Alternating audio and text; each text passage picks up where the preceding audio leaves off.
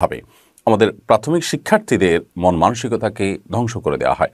আজকে আমরা দেখানোর চেষ্টা করব যে শরীফার গল্প ছাড়াও প্রাথমিক স্তরের কোন ক্লাসের বইয়ে কি কি সমস্যা আমাদের চোখে ধরা পড়েছে। এর বাইরেও আরও বহু সমস্যা আছে। আমরা শুধুমাত্র 10-12টি সমস্যা আপনাদেরকে দেখাবার চেষ্টা করব, যেগুলো দেখার পর আপনি নিজের বিবেককে প্রশ্ন করতে পারবেন যে এগুলো কি ভুল নাকি সুপরিকল্পিতভাবে প্রাথমিক শিক্ষাকে ধ্বংস করে দেওয়ার জন্য কোন একটা মহল পেছন থেকে কাজ করে যাচ্ছে। সরকার সংশ্লিষ্ট কর্তৃপক্ষকে তারা প্রভাবিত করছে, কোনো না কোনোভাবে তারা আমাদের এই শিক্ষা কারিকুলামকে, আমাদের পাঠ্যপুস্তককে ধ্বংসের দ্বারপ্রান্তে নিয়ে যাওয়ার অপচেষ্টায় লিপ্ত হয়েছে। ট্রান্সজেন্ডার ইস্যু নিয়ে বা শরীফার গল্প নিয়ে খুব বেশি কথা বলার প্রয়োজন নেই, কারণ অনেক কথা ইতিমধ্যে হয়ে গেছে। শুধুমাত্র এটুকু বলতে চাই যে সংশ্লিষ্ট কর্তৃপক্ষের কেউ কেউ বলার চেষ্টা করেছেন যে বইয়ে ট্রান্সজেন্ডার ইস্যুর কিছুই নেই, শরীফার গল্প হিজড়ার গল্প। প্রশ্ন হলো, গত বছর এই গল্পটি হুবহু ছিল একই রকম, কোনো পার্থক্য নেই। শুধু পার্থক্য এটুকুই যে ট্রান্সজেন্ডার শব্দের জায়গায় হিজড়া বা তৃতীয় লিঙ্গ উল্লেখ করা হয়েছে। এখন কথা হলো, একটা মানুষ যার পুরো বিবরণ গত বছর উল্লেখ করা হয়েছে ট্রান্সজেন্ডার বলে, এবছর হুবহু সেই বিবরণ সেই গল্পই রয়েছে, শুরু থেকে শেষ পর্যন্ত সব একই, শুধুমাত্র ট্রান্সজেন্ডারের জায়গায় হিজড়া শব্দ আপনি দিয়ে দিলেন। তার মানে কি আপনি হিজড়া এবং ট্রান্সজেন্ডারকে এক মনে করেন? যদি সেটি হয়ে থাকে, তাহলে যারা বই বাচ্চাদের হাতে তুলে দিচ্ছেন তারা নিজেরাই হিজড়া এবং ট্রান্সজেন্ডারের পার্থক্য না জানলে বিষয়টা তো আরও ভয়াবহ। আমরা কম বেশি সবাই জানার কথা যে ট্রান্সজেন্ডার এদের ইস্যুটা হলো মানসিক, আর হিজড়াদের ইস্যুটা হলো শারীরিক। হিজড়াদের শারীরিক কাঠামোতেই ত্রুটি রয়েছে, আর ট্রান্সজেন্ডারদের মানসিকতার মধ্যে ত্রুটি রয়েছে। একজন মানুষ আপাদমস্তক সম্পূর্ণ পুরুষের অবকাঠামো তার শরীরে রয়েছে, এবং এরপরও তিনি সমলিঙ্গের মানুষের প্রতি, পুরুষের প্রতি তিনি আকৃষ্ট হন, মহিলার প্রতি আকৃষ্ট হন না। এই ভদ্রলোককে ট্রান্সজেন্ডার বলা হয়। তাহলে এটা বিষয়টা পুরো মানসিক। তার পুরো শারীরিক কাঠামো শতভাগ পুরুষ কিংবা নারী যেটা আছেন সেটাই আছে, শুধুমাত্র তার মানসিকতার মধ্যে সমস্যা রয়েছে, সেটা ট্রিটমেন্ট প্রয়োজন। তো শরীফার গল্পে হুবহু গত বছরের গল্পটাই থাকলো, সেখানে শুধুমাত্র পার্থক্য করে দিলেন একটা শব্দ পরিবর্তন করে। তাতে কি মূল বিষয় পরিবর্তিত হলো? বাচ্চাদেরকে তো আপনি রীতিমতো নিজের লিঙ্গ পরিবর্তন করতে তাদেরকে উদ্বুদ্ধ করা বা সে শিক্ষা তাদেরকে আপনি দিচ্ছেন, বিষয়টাকে স্বাভাবিক করার চেষ্টা আপনি চালাচ্ছেন।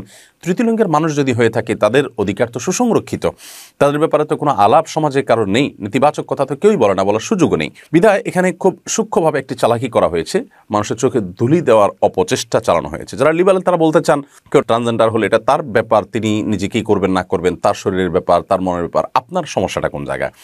লিবারেলদের এই সমস্ত কথা খুবই হাস্যকর। দেখুন, মানুষের অনেক কাজ আছে যে কাজগুলোর ইফেক্ট সমাজের উপরে বর্তায়, তখন সমাজ সেগুলোতে ইন্টারফেয়ার করতে হয়। এরকম বহু কাজের দৃষ্টান্ত আমরা দেখাতে পারবো। যদি আপনি বলেন যে এটা তার ব্যাপার, সে কি করবে না করবে, তো আমি যদি বলি যে 14 বছরের ছেলে 14 বছরের মেয়ে যদি বিবাহ করতে চায়, আপনি কেন সেখানে বাধা দিতে চান? আপনি তখন বলবেন তারা শিশু। তো শিশুর একটা সংজ্ঞা আপনি ঠিক করেছেন, আজকে 18 বছর, কালকে যদি আপনি বলেন যে 25 বছর, এরপর যদি আপনি বিবাহ বহির্ভূত সম্পর্ককে সমাজে আরও বেশি প্রতিষ্ঠিত করবার জন্য, শয়তানের চক্রান্তকে বাস্তবায়ন করার জন্য যদি আপনি শিশুর বয়স 30 বছর দেন, তো কিছুই বলার থাকবে না।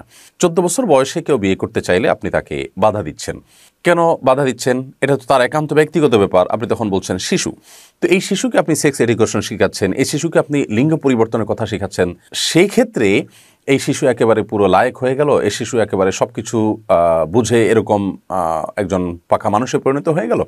তখন সে শিশু থাকলো না যে শিশুকে আপনি এই সমস্ত জিনিস শেখাচ্ছেন। একজন ট্রান্সজেন্ডার বা তৃতীয় লিঙ্গের মানুষ বা সমকামী, যে সমকামিতা লিপ্ত, এই ব্যক্তি তিনি কোনো মা বাবার মাধ্যমেই দুনিয়াতে এসেছেন। এই সমাজ তাকে অনেক কিছু দিয়েছে। এই সমাজে তিনি যেরকম জন্মগ্রহণ করেছেন, জন্মলাভ করেছেন, বেড়ে উঠেছেন, তার কি সমাজের প্রতি কোনো দায়বদ্ধতা নেই? তিনি আরেকটা সন্তান জন্ম দিবেন, তাকে ভালো মানুষ করবেন, তাকে সমাজের অংশ করবেন, এই সমাজের প্রতি তার যে দায়িত্ব সেটা পালন করবেন। এটা কি তার উপরে বর্তায় না? একজন সমকামী মানুষ, একজন ট্রান্সজেন্ডারে যাওয়া মানুষ, তিনি সমাজের প্রতি দায়িত্বটা কীভাবে পালন করবেন? সে দায়িত্বশীলতা তার দ্বারা কি আদায় করা সম্ভব? পৃথিবীর বহু দেশে এই সমকামিতা এবং ট্রান্সজেন্ডার এই বিষয়গুলোকে স্বাভাবিকরণ করার বহুকাল পরে আমরা দেখেছি সেই সমস্ত জায়গায় জেনারেশন গ্যাপ তৈরি হয়ে যাচ্ছে, এবং সেখানে সন্তান জন্মের হার দিন দিন কমতে কমতে ভয়াবহ আকার ধারণ করছে, এবং সরকার প্রণোদনা দিয়ে সেখানে মানুষের জন্মের হার বাড়াতে পারছে না। রীতিমতো এটা তাদের জন্য মহা চ্যালেঞ্জের বিষয় পরিণত হয়েছে। অতএব সমাজ যদি এই বিষয়গুলোকে অ্যাকসেপ্ট করতে থাকে, প্রতিষ্ঠিত করতে থাকে, তাহলে সেই ভয়াবহ পরিস্থিতির দিকে আমরা চলে যাব, এবং এটা অস্বাভাবিক কোনো বিষয় নয়। আমরা এবছর বই পুস্তকের মধ্যে দেখেছি যে আলিয়া মাদ্রাসার ইবতেদায়ী প্রথম শ্রেণীর ইংরেজি বইয়ে 2022 সন পর্যন্ত সালাম ছিল। বাচ্চাদেরকে সালাম, কথোপকথনের শুরুতে সালাম দিয়ে অভিবাদন করা শেখানো হতো। বাট 2023 এবং 24 এই দোনো বছর আমরা দেখেছি যে সেই বইয়ে গুড মর্নিং এটা শেখানো হচ্ছে, সালামটা তুলে দেওয়া হয়েছে। এদেশের মানুষের যে সংস্কৃতি, এদেশের মানুষের যে কালচার, তারা সকালে উঠলে কি গুড মর্নিং বলতে শিখে অভ্যস্ত, নাকি তারা সালাম বলতে অভ্যস্ত? আপনি এদেশের মানুষের সংস্কৃতি সেটাকে সম্পূর্ণ বাদ দিয়ে সেখানে আপনি গুড মর্নিং ঢোকালেন। আপনি হয়তো বলবেন যে ইংরেজি বই, সেখানে সেজন্য গুড মর্নিং ছিল। ইংরেজি বইতে গুড মর্নিং থাকতেই পারে, সেটা নিয়ে আমার আপত্তি নেই। সালামটা কেন বাদ দিলেন? সালাম তো আমাদের সংস্কৃতির অংশ। যদি বলেন যে না, সালাম গুড মর্নিং হয়ে গেছে ইংরেজি বই দেখে, তাহলে আমাদের দেশের পহেলা বৈশাখ বা এ জাতীয় যে বিষয়গুলো প্রচলিত আছে সেগুলোকে কি আপনি ইংরেজিতে পরিবর্তন করে দিবেন? এগুলো কি পরিবর্তনযোগ্য বিষয়? তাহলে সালামকে কেন আপনি বাদ দিলেন?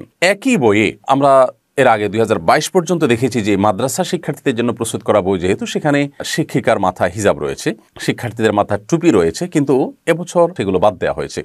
তো হিজাব টুপিও বাদ দিয়ে দিতে হবে? মানে ইংরেজি শিখতে গিয়ে আমাদেরকে পরিপূর্ণভাবে দেশের কালচার, সংস্কৃতি সবগুলো ফেলে দিতে হবে?